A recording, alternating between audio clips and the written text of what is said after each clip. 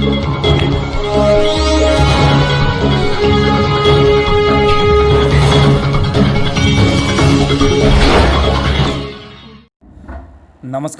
कृति भूमि news में आपका स्वागत है। कृति भूमि न्यूज़ की टीम इस समय मौजूद है ज़िला अम्बाला में। आज हम बात करेंगे बीजेपी पार्टी के अध्यक्ष से, जो हमारे बीच में राजेश बतौरा जी जुड़ चुके हैं। आज हम उनसे जानते हैं और चैनल के माध्यम से उनको बधाई देना चाहेंगे।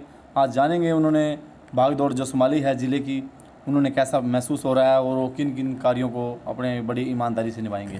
कृति भूमि न्यूज़ में आपका स्वागत है। धन्यवाद आपका बधाई देने के लिए। अभी पार्टी ने 20 तारीख को जो जिम्मेदारी ज़िले की हमें सौंपी है, उसके लिए हम पार्टी केंद्रीय नेतृत्व, प्रदेश नेतृत्व का दिल से आभार धन्यवाद करते हैं। और अपनी पार्टी के लिए हम दिन रात तन मन धन से पार्टी के लिए खड़े हैं और अपने जो कार्यकर्ता हैं उनकी संभाल करते हुए हम एक बढ़िया टीम अम्बाला ज़िला के अंदर बनाएंगे, जो पार्टी की नीतियों को, सरकार की नीतियों को जन जन तक ले जाकर लोगों को लाभ दिला सके। भारतीय जनता पार्टी जो है वो एक ऐसी पार्टी है जिसमें देश पहले है। हम देश के लिए सोचते हैं, जिसमें जब देश की बात आ गई तो पूरे जो जनता है उसकी बात आ गई। तो जो भी नीतियाँ, जो भी योजनाएं हैं वो जनता के लिए, चाहे आयुष्मान भारत योजना हो, वो गरीब परिवार जो इलाज कराने में अपने सक्षम नहीं थे उनको इलाज मुहैया कराया जा रहा है। किसान अगर अपनी फसल को वो उसकी देख रेख सही से करें, उसके लिए 6,000 रुपये सालाना उसको दिया जा रहा है। और ऐसे ही अपने फसल पोर्टल है, उसके माध्यम से लोगों को अपनी फसल का पूरा ब्यौरा देकर सरकार उसको लाभ देने की बात करती है।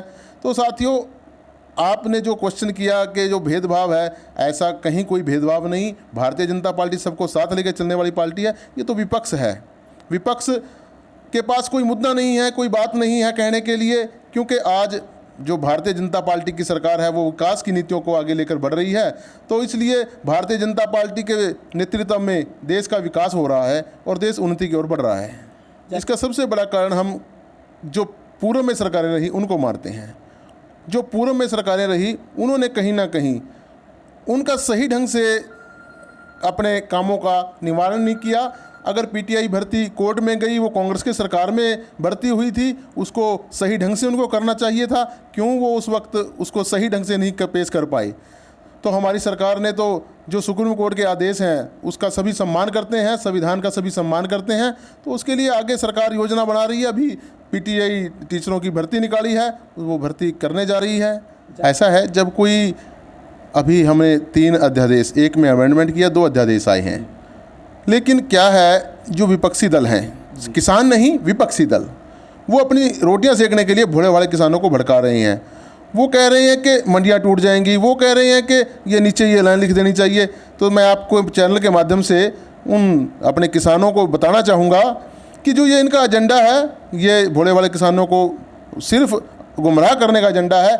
हमारी सरकार कह रही है कि किसान जो अपनी फसल पैदा करता है, आज से पहले उसे अपनी फसल का रेट तय करने का कोई अधिकार नहीं था, लेकिन हमारी सरकार ने उन्हें अपनी फसल का रेट तय करने का अधिकार दिया है।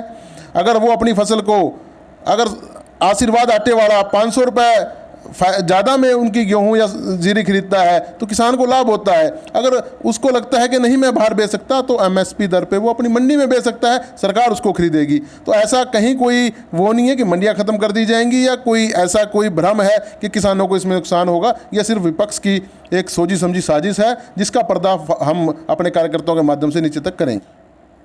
मैं आपके चैनल से माध्यम से बताना चाहूँगा, देखो मैं ज़िले का महामंत्री रहा हूँ पीछे, लेकिन मुझे नहीं लगा कोई ऐसा कार्यकर्ता हमारे बीच में आया हो कि हमारा काम नहीं हुआ, कोई ऐसा कार्यकर्ता का रोष हो या किसी कार्यकर्ता का हमने देखा हो। तो साथियों, ये तो मनगढ़ंत बातें हैं। सिर्फ हाँ, पार्टी जो विपक्ष है वो पार्टी की छवि को ख़राब करने के लिए इस तरह के भ्रम फैलाता है, लेकिन हमारे कार्यकर्ता बड़े खुश हैं और तभी हम बार बार सरकारें बना रहे हैं, दोबारा भी सत्ता में आए हैं, कार्यकर्ताओं के दम पर आए हैं।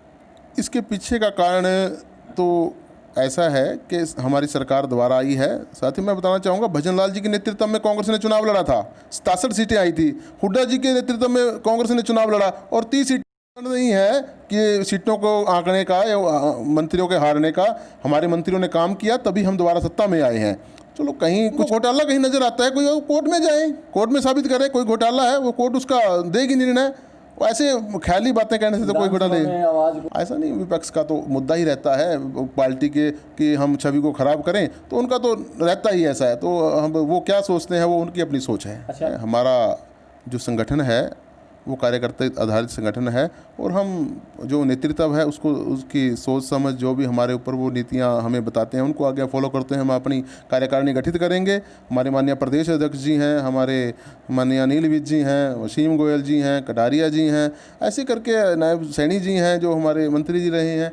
तो ऐसे सभी हम साथियों का सहयोग लेते हुए एक बढ़िया टीम हम अम्बाला ज़िला के अंदर बनाएंगे और पार्टी को और मजबूती देंगे। 20 दिन पहले मेरे को पार्टी ने यह दायित्व दिया है। अभी हम कार्यकर्ताओं की बैठक बुलाएंगे और जो जो अपने कार्यकर्ताओं की समस्याएं हैं, आसपास के गांव की समस्या, उनसे पूछेंगे और उनके निवारण के लिए आगे कदम उठाएंगे। मैं जनता को यही संदेश देना चाहूँगा कि मेरे देश के प्रधानमंत्री श्री नरेंद्र मोदी जी इस भयंकर महामारी के दौरान देश की जनता के साथ खड़े हैं और देश के लिए वो इस समय में एक मसीहा की तरह उभरे हैं।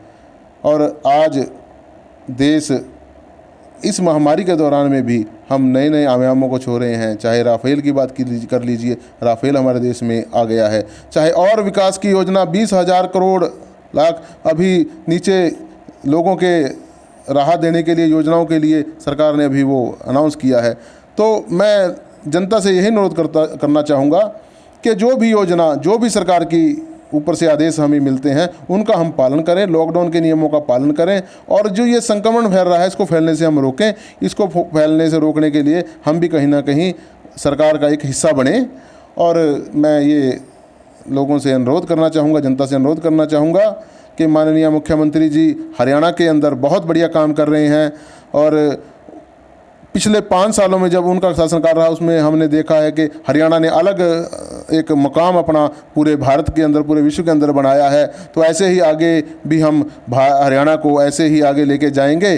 और अपने अम्बाला ज़िला की मैं बात करूं, हमारे आदरणीय अनिल विज जी ने अम्बाला ज़िला के अंदर बेहतरीन काम किए हैं और अम्बाला ज़िला का चमकाने का काम किया है। और इस तरह से हम पूरे अपने अम्बाला ज़िला के अंदर एक टीम बढ़िया बनाकर उसके माध्यम से जो जनता सरकार की योजनाएं हैं वो जन जन तक पहुंचाएंगे और उन योजनाओं का जनता को लाभ मिले, ऐसा हम भरपूर प्रयास करेंगे। हमारा एक कार्यकर्ता या अधिकारी आसपास हो, उनसे आप एक बार संपर्क करें और उनसे आप अपनी समस्या रखें और वो कार्रवाई करेंगे। अगर उनमें भी आपको लगता है कोई दिक्कत है तो हम बैठे हैं सरकार तक आपकी बात पहुँचाने के लिए और उसके ऊपर अमल कराया जाएगा। धन्यवाद।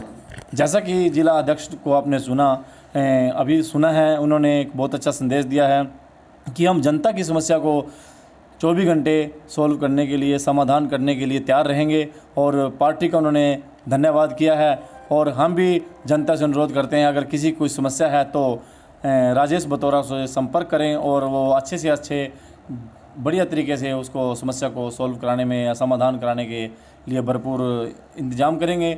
और जनता को इन्होंने बहुत ही अच्छा संदेश दिया है एक और, कि अगर किसी की कोई समस्या है वो लिखित में लेकर आए या मेरे से कांटेक्ट करे, मैं उसके लिए हमेशा तैयार रहूँगा और सरकार तक उसकी आवाज़ पहुँचाने का कार्य करूँगा। धन्यवाद। मेरे सहयोगी कैमरामैन सोमनाथ के साथ देखते रहे स्पेशल रिपोर्ट।